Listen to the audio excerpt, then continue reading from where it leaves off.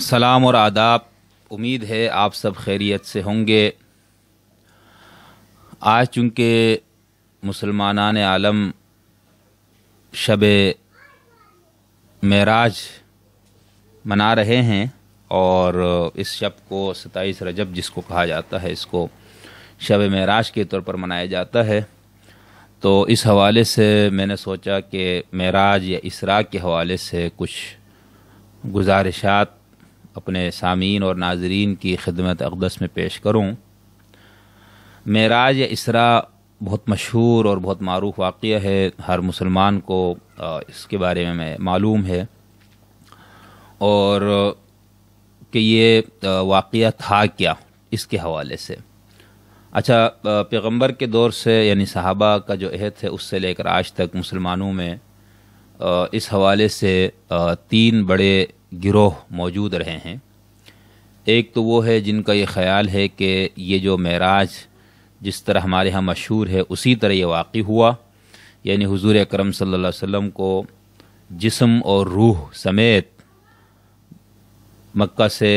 بیت المقدس لے جایا گیا، پھر وہاں سے آسمانوں کی سیر کرائی گئی۔ یہ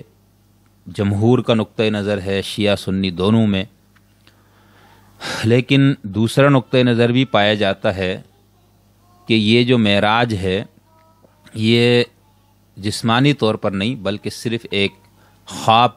کے اندر یہ وقوع پذیر ہوا، یا جو لوگ اس کی صوفیانہ اور فلسفیانہ توجیہ پیش کرتے ہیں وہ اس کو مکاشفہ نوع کی قسم کی ایک واردات یا ایک حالت یا ایک کیفیت اس کو بیان کرتے ہیں،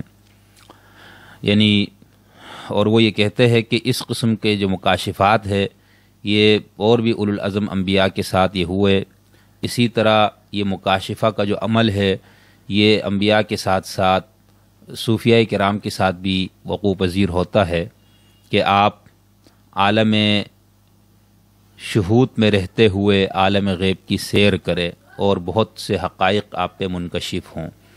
اور اس کی مثالیں آپ کو ملتی ہے شیخ اکبر کے ہاں بھی، اور علامہ اقبال کا جو جاوید نامہ جس کے اندر وہ تمام افلاک پہ وہ سیر پہ جاتے ہیں مولانا رومی کی قیادت میں۔ تو یہ سب ایک انداز ہے گفتگو کو کرنے کا، کچھ غیب کے، کچھ ماورائے ادراک انسانی،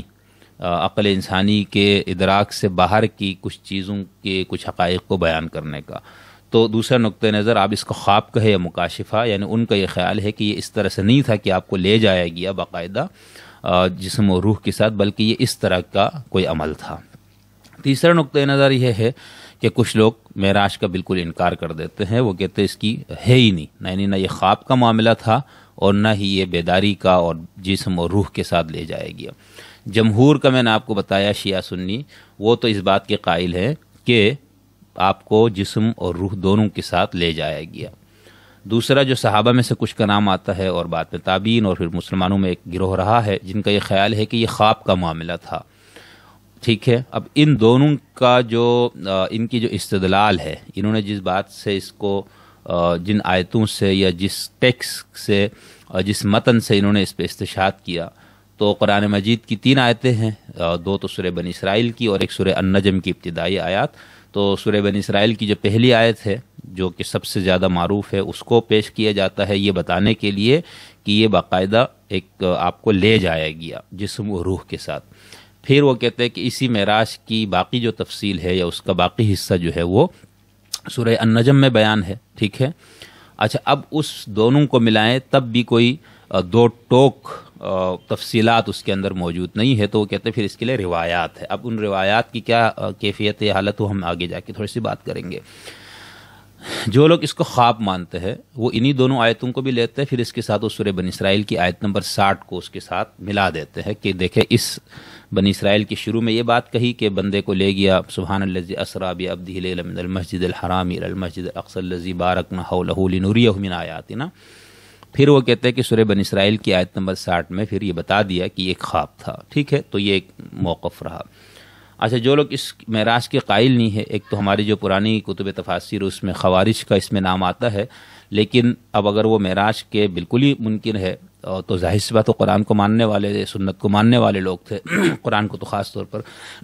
تو انہوں نے پھر ان آیتوں کی کیا تفسیر و توضیح کی، وہ ہم کسی اور دن رکھیں گے اس کو۔ لیکن موجودہ دور میں ہمارے ہاں 2-3 اہل علم اس قسم کے ہیں جن کا یہ خیال ہے کہ یہ جو سورہ بنی اسرائیل کی ابتدائی آیات ہے اور اس کے اندر اصل میں بیان کیا ہے، وہ کہتے ہیں معراج نہیں ہے بلکہ سفر ہجرت کا ذکر ہے، ٹھیک ہے۔ تو یہ اب جو لوگ اس کو سفر ہجرت سے جوڑتے ہیں وہ پھر بنی سورہ نجم کی آیات کو تو بالکل ہی وہ اس کو ٹچ ہی نہیں کرتے، یعنی وہ اس کو لیتے ہی نہیں کہ یہ معراج ہی کا ایک کوئی حصہ تھا یا سفر ہجرت کے حوالے سے۔ وہ کہتے ہیں کہ نبوت اور مقام نبوت اور خدا اور نبی اور خدا اور نبی جو خدا سے وحی حاصل کرتے اس پورے کو ان سورہ نجم کی آیات نے بیان کیا گیا۔ اسی طرح جو لوگ اس کو خواب مانتے ہیں تو ان کے لیے کوئی مسئلہ نہیں تھا، سورہ النجم کی آیات کو بھی وہ اسی میں لے آتے کہ یہ سب ایک خواب کا اور مکاشفے کا معاملہ تھا، اور جو لوگ جسمانی طور پر قائل ہیں تو ان کے لیے اور بالکل بھی مسئلہ نہیں۔ تو یہ 3 بنیادی معروف اور مشہور مکاتب یا نظریات ہے جو میں نے آپ کے سامنے بیان کیا۔ اب ہم تھوڑا سا چلتے ہیں اس پہ۔ سب سے پہلے میں نے آپ کو بتایا کہ 3 استدلالی آیات ہے جس کو لے کر یہ مانا جاتا ہے یا یہ بیان کیا جاتا ہے کہ یہ جو کچھ معاملہ ہوا ہے یہ رسالات مآب صلی اللہ علیہ وسلم کے ساتھ یعنی خواب میں ہوا ہو یا جسم اور باڈی دونوں کے ساتھ۔ تو اس کے لیے پہلی استدلالی آیت بنی اسرائیل کی پہلی آیت ہے سبحان الذی اسری بعبدہ لیلا من المسجد الحرام الی المسجد الاقصی الذی بارکنا حولہ لنریہ من آیاتنا انہ هو السمیع البصیر، ٹھیک ہے۔ اس کا سیدھا ترجمہ یہ ہے کہ پاک ہے وہ ذات جو اپنے بندے کو لے گیا راتوں رات ایک رات میں مسجد حرام سے مسجد اقصی کی طرف۔ کچھ مترجمین نے اس کا ترجمہ کیا ہے دور والی مسجد کی طرف، وہ مسجد جس کے ماحول کو ہم نے بابرکت بنایا ہے۔ لے کے کیوں گیا؟ تاکہ ہم ان کو اپنی نشانیاں دکھائے، بے شک وہ اللہ بہت خوب سننے والا اور خوب جاننے والا ہے۔ اسی سورہ بنی اسرائیل کی دوسری آیت جس سے اس کو استدلال خواب والے کرتے ہیں خاص طور پر جو جسمانی اور روح اور جسم کے ساتھ معراج کو ماننے والے، وہ اس آیت کو پھر اس کے ساتھ نہیں جوڑتے، ٹھیک ہے۔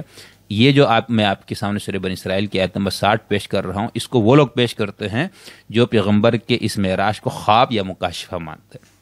آیت یہ ہے وَإِذْ قُلْنَا لَكَ إِنَّ رَبَّكَ أَحَاطَ بِالنَّاسِ وَمَا جَعَلْنَا الرُّؤْيَا الَّتِي أَرَيْنَاكَ إِلَّا فِتْنَةً لِلنَّاسِ وَالشَّجَرَةَ الْمَلْعُونَةَ فِي الْقُرْآنِ وَنُخَوِّفُهُمْ فَمَا يَزِيدُهُمْ إِلَّا طُغْيَانًا كَبِيرًا۔ اب یہ جو اس میں ایک ٹکڑا ہے وَمَا جَعَلْنَا الرُّؤْيَا الَّتِي أَرَيْنَاكَ إِلَّا فِتْنَةً لِلنَّاسِ، اس کو وہ مانتے ہیں، ٹھیک ہے۔ ترجمہ اس کا یہ ہے کہ تم یاد کرو جب ہم نے تم سے کہا تھا کہ تمہارے پروردگار نے ان لوگوں کو گھیرے میں لے لیا ہے اور ہم نے جو رؤیا تمہیں دکھایا اس کو بھی ہم نے ان لوگوں کے لیے بس ایک فتنہ بنا کر رکھ دیا، اور اس درخت کو بھی جس پر قرآن میں لعنت کی گئی ہے۔ تو یہ ایک آیت ہے، ٹھیک ہے۔ اور تیسری آیت میں نے آپ کو بتایا کہ وہ سورہ نجم کی ابتدائی آیات ہے، ٹھیک ہے۔ وَالنَّجْمِ إِذَا هَوَىٰ مَا ضَلَّ صَاحِبُكُمْ وَمَا غَوَىٰ وَمَا يَنطِقُ عَنِ الْهَوَىٰ سے لے کر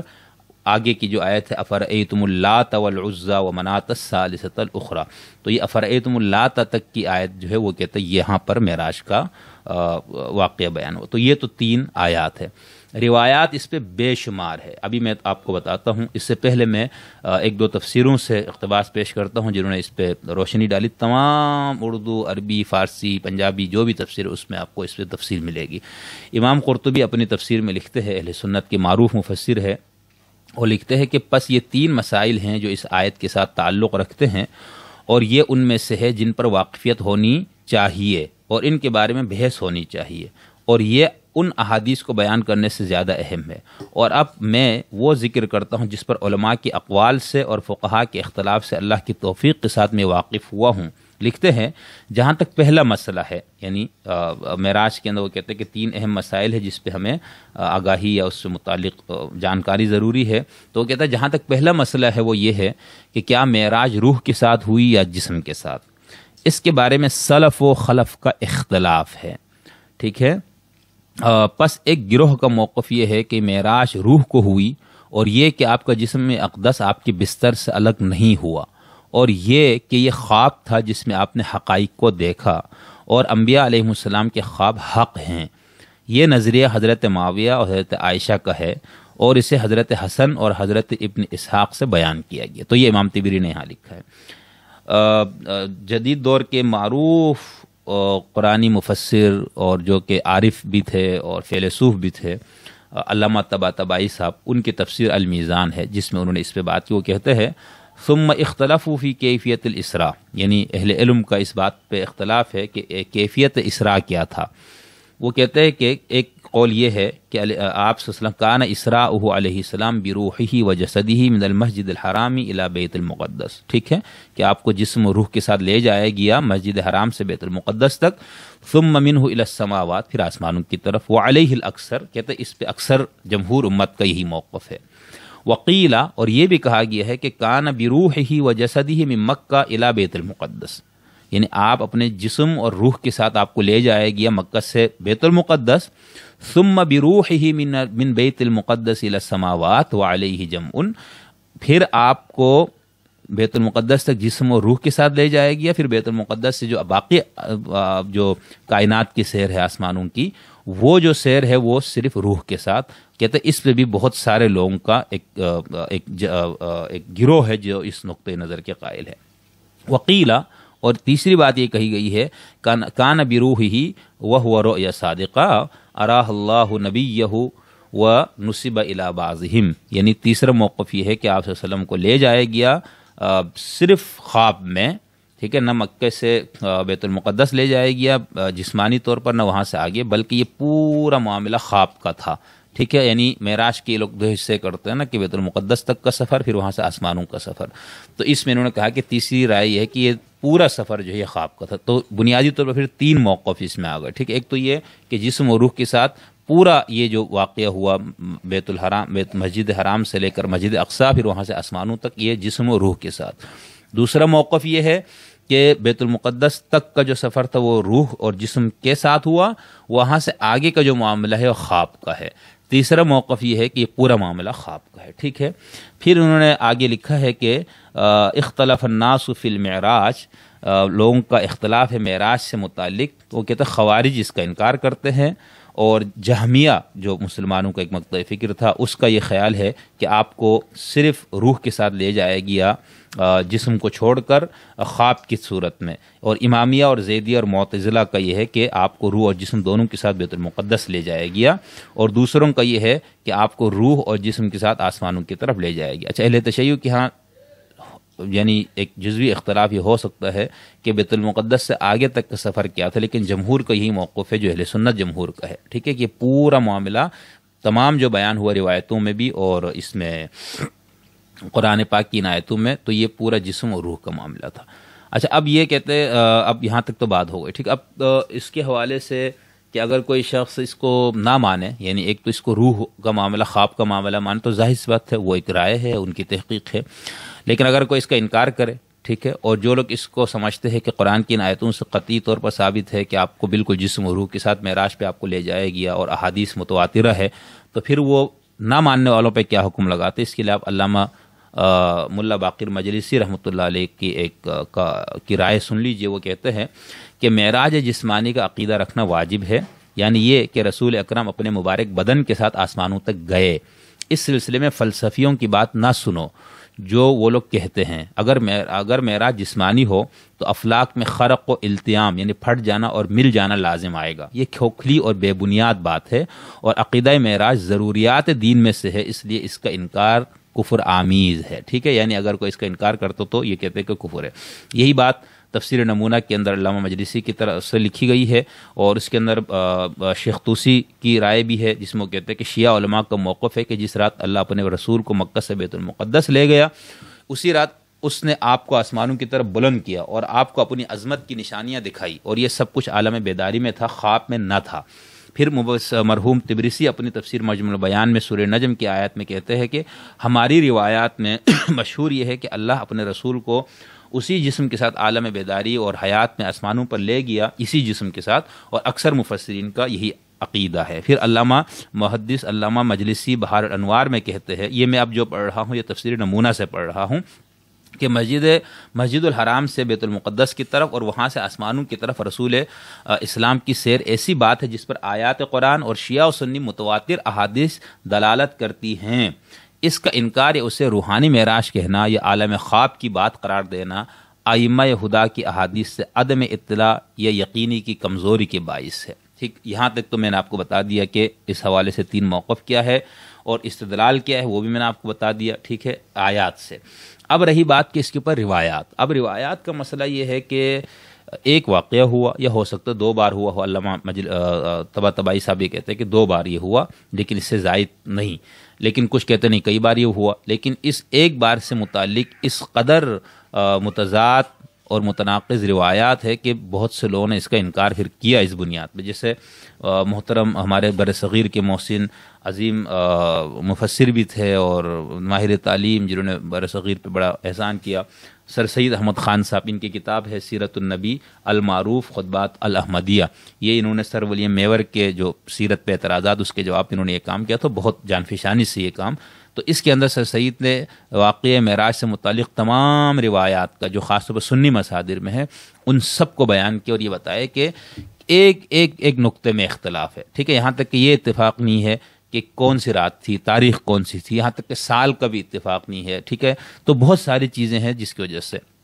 اب یہ جو متضاد روایات ہے یا اس حوالے سے جتنی روایات ہے، اس کے حوالے سے علامہ طباطبائی نے اپنی تفسیر میں ان روایات کو 4 حصوں میں تقسیم کیا ہے، ٹھیک ہے۔ نمبر 1 وہ یہ کہتے ہیں کہ ہمارے پاس یہ کہتے ہیں کہ روایات کثیر ہے معراج کے باب میں، نبی علیہ السلام کے آسمان پہ جانے کے، اور اس کو بہت سے صحابہ ابن عباس، ابن مسعود، انس، جابر بن عبداللہ، حذیفہ، عائشہ، ام ہانی وغیرہ نے نبی علیہ السلام سے بیان کیا ہے، اور کسی نے کچھ زیادہ بیان کیا ہے، کسی نے کچھ کم کر کے، تو یہ کہتے ہیں کہ وَتُنْقَسَمُ جُمْلَتُهَا إِلَىٰ 4 أَوْجُه، جتنی بھی روایتیں موجود ہم اس کو 4 حصوں میں تقسیم کر سکتے۔ اچھا، یہ جو میں پڑھ رہا ہوں یہ صاحب میزان یعنی علامہ طباطبائی کی تفسیر سے پڑھ رہا ہوں، بعینہ یہی بات تفسیر نمونہ میں بھی لکھی ہوئی، لیکن میرے خیال سے وہاں انہوں نے تفسیر میزان کا حوالہ نہیں دیا، ٹھیک ہے۔ تو اس کے اندر یہ ہے،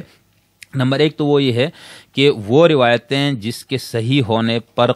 ہم قطعی طور پر کہہ سکتے روایتیں صحیح ہے کیونکہ وہ متواتر ہے، یعنی کچھ روایتیں وہ کہتے ہیں کہ متواتر ہے اس میں۔ دوسری وہ روایتیں ہیں جس کے اندر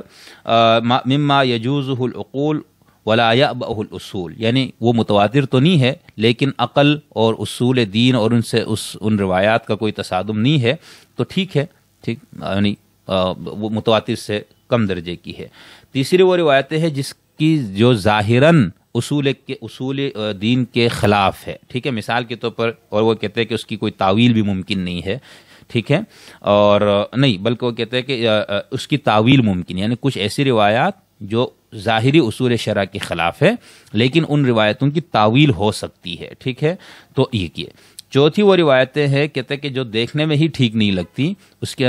تعویل بھی ممکن نہیں ہے، ہاں اگر آپ کرنا چاہیں تو بہت دور دراز کے آپ کو محنت کرنی پڑے گی۔ مثال کے طور پر چونکہ اہل تشیع کی ہاں خاص طور پر اور معتزلہ کی ہاں رؤیت باری تعالیٰ ناممکن ہے، یعنی ہو نہیں سکتا کہ خدا کو دیکھا جائے نہ دنیا میں نہ آخرت میں، تو اب کچھ روایتوں میں اس قسم کی چیزیں آتی ہے، کچھ الفاظ ہے جہاں پر یہ بتایا کہ رب کو دیکھا یا ان سے اس طرح سے، تو وہ کہتے ہیں اس کی کوئی توجیہ ہی نہیں ہے، ٹھیک ہے، تو اس طرح کی روایات۔ تو یہ میں نے آپ کو بتا دیا کہ آیتیں کون سی اس حوالے سے، روایات سے متعلق، چونکہ اتنی زیادہ روایتیں ان سب کو بیان کرنا ممکن نہیں ہے، تو میں نے اس کا ایک تبصرہ آپ کے سامنے، ایک بہت عظیم محقق مفسر کی رائے آپ کے سامنے رکھی، اور سر سید کا بھی حوالہ دیا۔ اگر آپ اردو میں اس حوالے سے تفصیل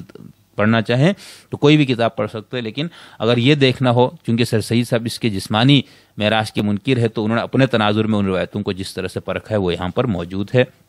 اور اس کے اوپر عقائد کی کتابوں میں بھی کافی آپ کو تفصیل ملے گی۔ اب جو لوگ اس کو خواب مانتے ہیں ان میں جیسے کچھ تو صحابہ کا نام آ گیا آپ کے سامنے، اب ہم اپنے دور میں آتے، جدید دور میں، تو ہمارے دور میں جو فراہی مکتب فکر ہے جس کی ابتدا یہ لوگ شبلی نعمانی وغیرہ سے کرتے ہیں، اور دبستان شبلی بھی یہ لوگ کہہ دیتے، لیکن ہم ان کو مکتب فراہی یا مکتب غامدی ہی کہیں گے۔ تو اس مکتب کے جو روح رواں اور جو جس نے پوری قرآن کی بہت خوبصورت شاندار دقیق تفسیر لکھی، میری مراد امین احسن اصلاحی رحمہ اللہ تعالی ہے، تو ان کی تفسیر تدبر قرآن بہت شاندار تفسیر ہے، اگر آپ کو شوق ہے تفسیر وغیرہ سے دلچسپی ہے تو ذرا دیکھ لیجئے گا اس کو بھی۔ تو اصلاحی صاحب یہ کہتے ہیں کہ رہا یہ سوال، تدبر قرآن میں لکھتے ہیں اپنی تفسیر اسی آیت سورہ بنی اسرائیل کی آیت میں، رہا یہ سوال کہ یہ جو کچھ آپ کو دکھایا گیا رؤیا میں دکھایا گیا بیداری میں، تو اس کا جواب اسی صورت میں آگے قرآن نے خود دے دیا، فرمایا وما جعلنا الرؤیۃ التی اریناک الا فتنۃ للناس، ٹھیک ہے، وہ سورہ بنی اسرائیل کی آیت نمبر 60 انہوں نے یہاں پر پیش کی ہے، اور ہم نے اس رویا کو جو ہم نے تمہیں دکھائی لوگوں کے لیے فتنہ ہی بنا دی۔ ظاہر ہے کہ یہاں جس اصلاحی صاحب لکھ رہے ہیں، ظاہر ہے کہ یہاں جس رویا کی طرف اشارہ ہے اس سے اس رویا کے سوا کوئی اور رویا مراد لینے کی کوئی گنجائش نہیں ہے جس کا ذکر آیت زیر بحث قرآن میں متعدد مقامات میں، یعنی جو ہم سورہ بنی اسرائیل کی پہلی آیت کی تفسیر ہے وہ کہتا ہے یہ رویا ہی کی بات ہو رہی ہے جو یہ بتایا گیا کہ مسجد اقصی اور اس سب طرف آپ کو لے گیا گیا۔ قرآن متعدد مقامات میں رؤیا میں دکھانے کے لیے بھی آیا ہے، یعنی یہ رؤیت کا لفظ مفسرین نے ارات کے الفاظ سے یعنی لفظ لنریہ من آیاتنا، اس سے یہی رؤیا مراد لی ہے، ٹھیک ہے۔ تو یہ کہتے ہیں اس وجہ سے اس کا رویا ہونا تو اپنی جگہ پر واضح بھی ہے اور مسلم بھی، لیکن یہ بات یاد رکھنی چاہیے کہ رویا کو خواب کے معنی میں لینا کسی طرح صحیح نہیں۔ خواب تو خواب پریشان بھی ہوتے ہیں، لیکن حضرات انبیاء کو جو رویا دکھائی جاتی ہے وہ رویا صادقہ ہوتی ہے۔ ظاہر سی بات ہے جو خواب مان رہے وہ عام لوگوں کے خواب سے نبی کے خواب کو ممتاز رکھتے ہیں۔ دوبارہ یہاں پر میں آپ کو یہ بہت تفصیل سے لکھی ہے، تو یہ اپنا اصلاحی صاحب اس کو خواب ہی کا معاملہ مانتے ہیں۔ یہی بات ان کے شاگرد معاصر ممتاز مذہبی دانشور عالم اور اپنا مفسر قرآن محترم جاوید احمد غامدی صاحب، انہوں نے بھی اپنی تفسیر البیان کے اندر اسی بات کو اپنے استاد کا بھی حوالہ دیا ہے اور لکھا ہے کہ خدا ایک رات اپنے بندے کو مسجد حرام سے اس دور کی مسجد تک لے گیا۔ یہ لے جانا کس طرح ہوا قرآن نے آگے اسی صورت کی آیت 60 نے بتا دیا ہے کہ یہ ایک رویا تھا جو رسول صلی اللہ علیہ وسلم کو دکھایا گیا۔ اللہ نے یہ طریقہ جس مقصد سے اختیار کیا استاذ امام امین اصلاحی نے اس کی وضاحت فرمائی ہے، وہ لکھتے اس کا جنہوں نے اصلاحی صاحب کا وہ دیا جو میں نے آپ کو ابھی پڑھ کے سنایا، ٹھیک ہے۔ تو معاصر یا جدید ہمارے اہل تفسیر میں اصلاحی صاحب اور ان کے شاگرد غامدی صاحب کا بھی میں نے آپ کو موقف بتا دیا۔ اب سر سید صاحب کو ہم دیکھتے ہیں۔ سر سید صاحب نے خطبات احمدیہ میں صفحہ نمبر 353 پہ اس پہ بحث کی ہے، اور یہ کتاب جو میرے پاس اس کا نسخہ ہے یہ چھپی ہوئی ہے دوست ایسوسیٹ سے میرا غالباً، ٹھیک ہے، ہاں دوست ایسوسیٹ سے، اور خطبات احمدیہ کے نام سے معروف ہے، یہ سیرت النبی کے نام سے ہی معروف ہے۔ اس کے اندر سر سید نے صفحہ نمبر 350 سے لے کر 374 تک واقع معراج پہ اور شق صدر پہ بحث کی ہے۔ اس کے شروع میں سر سید صاحب نے جہاں پر اس کو لکھا ہے صفحہ نمبر 353 پہ وہ لکھتے ہیں، اب ہم معراج کے حالات بیان کرنے پر متوجہ ہوتے ہیں۔ معراج کے مقدم واقعات جن پر توجہ کی جا سکتی ہے یہ ہیں، ٹھیک ہے، حضرت کے سینہ مبارک کا شق کیا جانا، آپ کا براق پر سوار ہو کر مکہ سے بیت المقدس کو جانا اور وہاں سے آسمان پر تشریف لے جانا، وہ واقعات اور مکالمات جو آسمانوں پر پیش آئے، مگر مطلق ثابت نہیں ہے کہ حضرت نے ان باتوں کے در حقیقت واقع ہونے کا کبھی دعویٰ کیا ہو۔ قرآن مجید سے اور نیز ان روایتوں سے جو راویوں نے معراج کی نسبت بیان کی ہیں معلوم ہوتا ہے کہ رسول اللہ صلی اللہ علیہ وسلم نے خواب میں دیکھا تھا کہ وہ مکہ سے بیت المقدس گئے ہیں، اور اگر اس روایت کو جس میں شق صدر کا بھی ذکر ہے صحیح مانا جائے تو بھی یہ حضرت نے خواب میں دیکھا تھا کہ ان کا سینہ چاک کر کے ان کا دل پانی سے دھویا گیا ہے، اور اسی خواب میں حضرت نے اور بھی کچھ خدا کی نشانیاں دیکھی جس کی تفسیر قرآن مجید نے مذکور نہیں، ٹھیک ہے۔ اب اس کے بعد انہوں نے ان روایتوں کے اوپر بہت تفصیل سے بحث کی ہے، اور پھر اس بحث کو سمیٹتے ہوئے یعنی اب دیکھیں یہاں پر انہوں نے احکامات جو دیے گئے اس کے حوالے سے، کون کون سے افلاک پہ آپ گئے اس کے حوالے سے، سارے اختلافات تاریخ کے حوالے سے۔ اس کے بعد صفحہ نمبر 374 اور 75 پہ سر سید لکھتے ہیں بات کو سمیٹتے ہوئے، معراج کی نسبت جس چیز پر کہ مسلمانوں کو ایمان لانا فرض ہے وہ اس قدر ہے کہ پیغمبر خدا نے اپنا مکہ سے بیت المقدس پہنچنا ایک خواب میں دیکھا، اور اسی خواب میں انہوں نے در حقیقت اپنے پروردگار کی بڑی بڑی نشانیاں مشاہدہ کی، خواہ دو شخص ان نشانیوں کو لامعلوم نشانیاں کہے، خواہ نشانیوں کے دیکھنے سے عمدہ ترین احکام میں وحی کا ہونا مراد لے، مگر اس بات پر یقین رکھنا چاہیے کہ حضرت نے جو کچھ خواب میں دیکھا یا وحی جو ہوئی یا انکشاف ہوا وہ بالکل سچ اور برحق ہے۔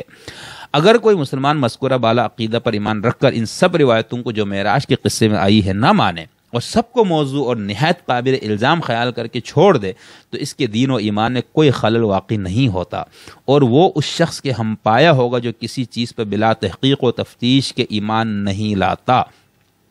اگر ان روایتوں کی نسبت یہ خیال کیا جائے کہ ان سے ایک شان حضرت کی پائی جاتی ہے تو اس کی نسبت ہماری رائے یہ ہے کہ اگر یہ سب باتیں جو ان روایتوں میں مندرج ہیں بلکہ ان سے بھی زیادہ حضرت کی طرف منسوب کی جائے بھی حضرت کی شان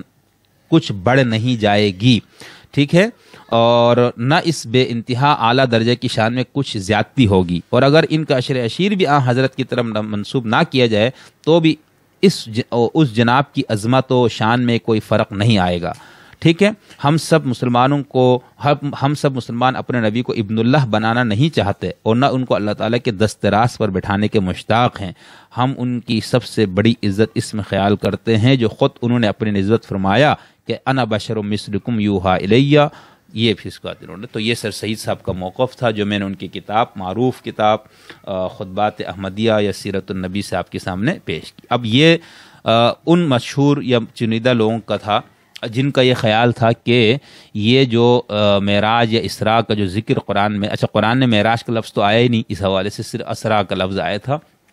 اور جو سورہ النجم کی آیات وہاں پر اس طرح کا نہیں، چونکہ ایک روایتیں موجود تھی، ایک پہلے یہ تصور تھا اس بنی اسرائیل کی اس آیت کی وجہ سے، تو پھر مفسرین کو یہ لگا کہ نہیں وہاں پر بھی یہی چیزیں بیان۔ اچھا امین اصلاحی صاحب نے اپنی تفسیر میں سورہ النجم کی ان آیات کی تفسیر کرتے ہوئے اس کا کہیں ذکر نہیں کیا، انہوں نے ایک اشارتاً کہا کہ کچھ لوگوں نے اس کو معراج کے واقعے سے ملایا، ٹھیک ہے، جس انداز سے انہوں نے، چونکہ ان کا جو طریقہ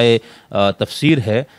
وہ یہ ہے کہ وہ قرآن کے ٹیکسٹ پہ زیادہ متوجہ رہتے ہیں، روایات اور شان نزول اور اس طرح کی چیزوں کی طرف نہیں جاتے، تو اس سے بھی آپ کو اندازہ ہوگا کہ ایک شخص جو روایات وغیرہ پر انحصار نہ کرے تو وہ جب اس قسم کی آیات کی تفسیر کرتا ہے تو اس کا کیا طریقہ ہوتا ہے یا وہ کیا نتائج برآمد کرتا ہے، تو اس کے علاوہ اصلاحی صاحب کی تفسیر ملاحظہ فرمائیے۔ اب تیسرا میں نے بتایا تھا کہ کچھ لوگ ہیں جو کہتے ہیں کہ نہیں یہ جو اسراء کا ذکر جس ہے سورہ بنی اسرائیل کی ابتدائی آیت، پہلی آیت میں، یہ نہ معراج کا ذکر ہے، نہ روحانی معراج، نہ جسمانی، نہ دونوں، وہ کہتے ہیں کہ یہ سفر معراج نہیں بلکہ سفر ہجرت کا ذکر ہے۔ اس میں میرے پاس دو معروف نام ہیں، ایک تو عبدالکریم عصری صاحب، ایک تفسیر ہے العروۃ الوثقی اور ان کے استاد تھے، اور یہ سلفی المسلک تھے، لیکن انہوں نے چونکہ بہت ساری چیزوں کا، روایتوں کا انکار کیا، معجزات کا، تو سلفی لوگ بری ذمہ ان سے اپنے آپ کو سمجھتے کہ ہمارے لوگ نہیں، لیکن وہ تھے اصلاً سلفی ہی، وہ ابھی بھی میرے خیال سے گجرات میں ان کی مسجد ہے، مدرسہ ہے جہاں پر یہ سارا موجود ہے۔ تو عبدالکریم عصری صاحب کی ایک تفسیر ہے العروۃ الوثقی جس کے اندر انہوں نے مختلف تفاسیر سے چیزوں کو جمع کیا ہوا، ٹھیک ہے، تو اس کے اندر وہ لکھتے ہیں کہ عبدالکریم عصری تفسیر العروۃ الوثقی میں یہ پہلا شخص ہے جن کا میں بتا رہا ہوں کہ جنہوں نے یہ بات اپنی تفسیر میں لکھی ہے کہ کچھ لوگ اسراء کے واقعے کو ہجرت کا واقعہ سمجھتے ہیں، یعنی سورہ بنی اسرائیل کی جو پہلی آیت ہے وہاں پر اسراء کا جو ذکر آیا ہے یا لے جانے کا، وہ ہجرت کی طرف اشارہ ہے، نہ کہ معراج کی طرف۔ انہوں نے خود اس پہ کوئی دو ٹوک بات نہیں کی، البتہ پرویز صاحب نے اپنے کسی کتاب میں حوالہ دیا تھا یا درس میں کہ یہ بات ان کے استاد جو تھے انہوں نے بہت صراحت کے ساتھ بیان کی۔ یہاں وہ لکھتے ہیں سبحان وہ ذات ہے جو ہر نقص اور کمی سے پاک ہے، ہر عجز سے منزہ ہے، ہر قیت اور ہر حد بندی سے بالاتر ہے۔ تسبیح کا لفظ لایا ہی ایسے موقع پر جاتا ہے جہاں کسی امر اہم و عظیم الشان کی طرف اشارہ کرنا مقصود ہوتا ہے۔ نبی کریم کا مکہ سے ہجرت کر کے مدینہ چلے جانا بھی ایک عظیم الشان امر الہی ہے، اور واقع معراج بعض لوگوں نے اس سے ہجرت کی پیشگوئی مراد لی ہے، ٹھیک ہے، اور بعض نے اس سے واقعہ الاسراء یا معراج مراد لیا ہے، اور دونوں واقعات ہی اتنے اہم ہیں کہ ان کے بیان کو لفظ سبحان سے شروع کرنا ان کے شایان شان ہے۔ ابھی عبدالکریم عصری صاحب نے یہاں پر یہ نہیں بتایا کہ وہ بعض لوگ کون ہیں، ظاہر سے تو پوری امت کی تاریخ میں ایسے لوگ نہیں تھے جنہوں نے اس کو ہجرت سے جوڑا ہو، انہوں نے یا تو اس کو خواب سے جوڑا تھا یا جسم اور خواب دونوں سے، معراج سے ہی جوڑا، وہ جو مشہور واقعہ، لیکن انہوں نے یہ بتایا نہیں، ٹھیک ہے، یہاں پر کہ کون ہے، یعنی یہ کہہ رہے کہ بعض لوگ اس کو ہجرت سے جوڑتے۔ خیر، اس کے بعد یہ لکھتے ہیں یعنی وہ کہتے ہیں کہ جس سے بھی جوڑے تو بات یہی ہے کہ سبحان یہاں پر لفظ آتا ہے، ٹھیک ہے، لیکن اس سے مراد واقع اسراء، تو اچھا یہ کہہ رہے کہ اگر ہجرت کی پیشگوئی مراد لی جائے تو بات تو پہلے ہی واضح ہے، لیکن اگر اس سے مراد واقعہ الاسراء معراج ہے تو بھی اس ضمن نے وہ پیشگوئی جس کو بعد میں ہجرت کا نام دیا گیا اپنی جگہ ثابت و محفوظ ہے، اور آپ کو ہجرت کے بعد جو پروگرام دیا جانے والا تھا اس کا ایک خاکہ آپ کو بتا دیا گیا ہے، اور جو کچھ پیش آنے والا تھا اس کی ایک مختصر جھلک تھی جو آپ کو کرائی گئی، جس طرح سارے رسول اعظام کو اپنے اپنے وقتوں میں کرائی جاتی رہی ہے۔ اس کے بعد آگے جا کے لکھتے ہیں کہ اسراء جو ہے یہ اس کا قرآن میں جہاں استعمال ہوا تو وہ کہتے ہیں کہ لفظ قرآن مجید پہ اس مقام پر یعنی اسراء کا لفظ تو یہاں استعمال ہوا ہے، باقی فسری جو لفظ ہے اس کا کئی اور جگہوں پر استعمال ہوا، تو وہ کہتے ہیں کہ قرآن میں اسری کا قرآن کریم میں 5 بار استعمال ہوا ہے، جیسے فسری بِأَهْلِكَ، ٹھیک ہے، سورہ ہود آیت نمبر 81، لوط علیہ السلام کے لیے سورہ ہجر آیت نمبر 65، لوط ہی کی ہجرت کے لیے استعمال ہوا ہے۔ طٰہٰ کی 20 یعنی طٰہٰ کی 77ویں آیت، سورہ شعراء کی آیت نمبر 52 اور دخان کی آیت 23 موسیٰ علیہ السلام کی ہجرت کے حکم کے لیے بولا گیا۔ یعنی وہ یہ کہتے ہیں کہ یہ لفظ قرآن نے باقی انبیاء کے لیے جو آیا ہے تو وہاں پر ہجرت ہی کے لیے استعمال ہو، کہ جب ان کو کہا گیا کہ تم نکلو، ٹھیک ہے، فَأَسْرِ بِأَهْلِكَ جو آتے ہیں نا کہ آپ اپنے گھر والوں کو نکل جائیں، تو یہ کہتے ہیں کہ قرآن کے دوسرے مقامات میں ہجرت ہی کے لیے آئے باقی انبیاء کے لیے۔ خیر، اس کا یہ لکھتے ہیں کہ بعض مفسرین نے زیر نظر آیت اور سورت کو واقع معراج کے متعلق ہونے سورہ بنی اسرائیل کی زیر آیت واقعہ معراج کے متعلق نہیں سے انکار کیا اور کہا کہ فی نفسی معراج کا واقعہ بالکل صحیح اور سچ ہے۔ یعنی کچھ نے کہا بھائی معراج کا واقعہ تو ہوا ہے لیکن اس صورت یا اس آیت سے اس واقعے کی کوئی نسبت نہیں، بلکہ معراج کا واقعہ صورت کے نزول سے بہت پہلے سورہ النجم میں گزر چکا ہے۔ اس صورت اور اس کا تعلق واقع ہجرت سے ہے، گویا ہجرت کی پیش گوئی بیان کی گئی ہے کہ وہ مکہ سے بطرف مسجد اقصی ہوگی، اور قرآن کریم کی اس پیش گوئی کے بعد پہلا واقعہ جو پیش آیا وہ مکہ سے مسجد اقصی کی طرف ہجرت ہی کا پیش آیا۔ بلا شبہ یہ بات اپنے اندر وزن رکھتی ہے، لیکن اس وقت جب سورہ بنی اسرائیل کی اس پہلی آیت کے بعد پوری صورت اس واقعے معراج کا کوئی تعلق یا نہ جوڑا جا سکتا ہو، باقی انہوں نے بہت طویل اس کو اوپر بحث کی ہے۔ تو اس میں صرف میں آپ کو یہ بتانا چاہ رہا تھا کہ جو لوگ ہجرت مان رہے اس میں سے ایک تو یہ موقف ہے جو عبدالکریم عسری صاحب، دوسرا جس شخص نے اس کو بہت ببانگ دہول علال اعلان دو ٹوک انداز میں بیان کیا ہے وہ ہمارے جدید مسلم یعنی مرحوم علامہ غلام احمد پرویز صاحب رحمہ اللہ ہے، جن کو منکر حدیث کہا جاتا ہے اور جن کی تکفیر بھی کی علماء نے بہرحال۔ تو ان کی تفسیر مطالب القرآن بھی ہے، مطالب الفرقان بھی ہے، یعنی انہوں نے تو سورہ غالباً سورہ ہود تک تفسیر لکھی تھی، اس کا وہ آگے پورا نہیں کر سکے، لیکن انہوں نے درس کی صورت میں پورا قرآن کا کو بیان کیا ہوا تھا۔ تو بعد میں ان کے مکتب فکر کے ماننے والے لوگوں نے، طلوع اسلام والوں نے یا پرویزیوں نے وہ اس کو برا مناتے کہ ہمیں پرویزی نہ کہا جائے، جیسے غامدی صاحب کی شاگرد برا مناتے کہ ہمیں غامدیت نہ کہا جائے۔ خیر، یہ پھر کبھی بات کریں گے، ہم مسالک اور اس مکاتب پہ بات کریں گے۔ تو یہاں پر ایک علامہ پرویز صاحب، ٹھیک ہے، تو ان کی جو مطالب القرآن جو بعد میں دروس کی شکل کو کتابی شکل میں لائے گئے، تو پورے قرآن کو 35-40 اس کے شاید جلدیں بنائی گئی ہے۔ اس کے علاوہ ان کا لغات القرآن بہت خوبصورت کام ہے، مفہوم القرآن ہے، جس کا ان کا دعویٰ یہ ہے کہ قرآن کا ترجمہ نہیں ہو سکتا، تو وہ کہتے ہیں کہ ہم اس کا مفہوم بیان کر سکتے ہیں، وہ بھی پوری طرح سے نہیں بیان ہو سکتا، لیکن انہوں نے ایک مفہوم القرآن کے عنوان سے پورے قرآن کے ایک مفہوم سلیس انداز سے بیان کیا، اور دلچسپ چیزیں پڑھنے سے تعلق رکھتی ہے اگر آپ ذرا دیکھیں اس کو کبھی۔ خیر، اس میں وہ لکھتے ہیں اس آیت کی کا مفہوم بیان کرتے ہوئے، ٹھیک، اس کی پوری تفصیل ان کے ساتھ جو سوالات کی نشستیں ہیں ان کی باقی کتابوں میں بھی ہے، لیکن جو سورہ بنی اسرائیل کی تفسیر ان کی ہے جو انہوں نے درس کی صورت میں دی، اب وہ چھپی ہوئی موجود، اس کے اندر بہت تفصیل سے ہے اس کے اندر کہ انہوں نے سب چیزوں کو کس طرح سے بیان کیا۔ اور پھر میں یہاں پر چونکہ اختصار ملحوظ خاطر رکھنے کی وجہ سے میں یہاں پر صرف پرویز صاحب کے مفہوم القرآن سے سورہ بنی اسرائیل کی پہلی آیت کا مفہوم بیان کر رہا ہوں۔ اب اس آیت کا جو مفہوم انہوں نے بیان کیا اس کو ذہن میں رکھے، پھر بھی یہ بات نوٹ کر لے کہ سورہ النجم کو تو یہ کسی صورت بھی اس مفہوم میں نہیں لیتے، ٹھیک ہے۔ اب یہاں پر میں ان کا مفہوم بیان کر رہا ہوں، وہ لکھتے ہیں کہ سبحان الذی اسری بعبدہ لیلا من المسجد الحرام الی المسجد الاقصی الذی بارکنا حولہ، یہ پوری آیت لکھنے کے بعد لکھتے ہیں مخالفین کی جن ریشہ دوانیوں کی طرف پیچھے اشارہ کیا گیا ہے، یعنی پچھلی سورت نمبر النحل آیت نمبر 127 کا انہوں نے یہاں حوالہ دیا ہے، لکھتے ہیں، یہ اب میں دوبارہ پڑھ رہا ہوں، مخالفین کی جن ریشہ دوانیوں کی طرف پیچھے اشارہ کیا گیا ہے ان میں آخری اسکیم یہ تھی کہ رسول کو چپکے سے قتل کر دیا جائے، لیکن خدا کی اسکیمیں اتنی بلند و برتر ہیں کہ وہ ان کے قیاس و گمان میں بھی نہیں آ سکتی، چنانچہ وہ اپنی اسکیم کے مطابق اپنے بندے کو راتوں رات بیت الحرام مکہ سے نکال کر مدینہ کی کشادہ سرزمین کی طرف لے گیا تاکہ اس دور دراز مقام میں جا کر نظام خداوندی کی تشکیل کرے۔ ہم نے اس مقام اور اس کے گرد و پیش کو بڑا بابرکت بنایا ہے، اس کی فضا اس آسمانی انقلاب کے لیے بڑی سازگار ہے۔ یہ سب کچھ اس لیے کیا گیا ہے کہ خدا اب ان باتوں کو آشکار کر دے جن کا وعدہ اتنے عرصے سے کیا جا رہا ہے، یقیناً وہ سب کچھ دیکھنے سننے والا ہے، اس لیے اس کا ہر فیصلہ علم و حکمت پر مبنی ہوتا ہے۔ تو یہ پرویز صاحب کا میں نے آپ کو موقع بیان کر دیا۔ دیکھیں اب یہ کوئی شخص یہ تو نہیں کہہ رہا ہے کہ اس آیت کے قرآن میں یہ جو آیت ہے نا یہ بالکل آیت غلط ہے یا یہ اس کے اندر تحریف کے ذریعے داخل کی گئی. اس آیت کی تعبیر اور تشریح اور تفہیم ہے جس کے اندر اختلاف کیا گیا. تو بس میں نے سوچا کہ چونکہ شب معراج کی رات کے حوالے سے آپ کے سامنے معراج